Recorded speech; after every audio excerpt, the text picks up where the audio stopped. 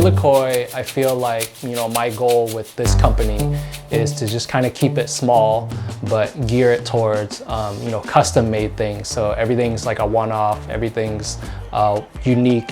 There's no two items that look the same. And everything's just made here on the island. There's, a lot of garments here that kind of go to waste. And for me, I kind of look at that as like a big opportunity to add my spin on keeping it sustainable. Yeah, that's just kind of like what gives it kind of the magic. A big portion of like the business that I'm doing right now is working with a couple local brands and making stuff that, out of materials that they either can't sell or, there's like factory defects that they can't use, or they have a bunch of shirts that have just been screen printed with, little defects and stuff like that. Which, normally I don't know where these things would go to, but now they kind of have a purpose, and a lot of the samples that weren't chosen for, Florence garments can now, still be used as a Florence product.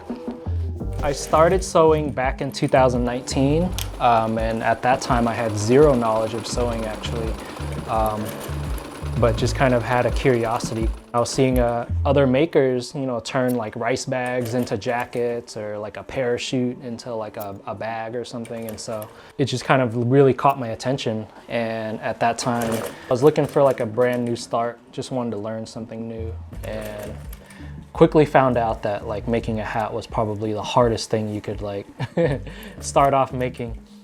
But I've always kind of done something that was artistic. I've worked as like a DJ playing music, and then I dabbled in photography and graphic design. Working at a backpack store, I got really familiar with colors and materials and just like kind of what goes well together. Between all these jobs, I kind of, taught me different aspects on how I got to where I'm at today.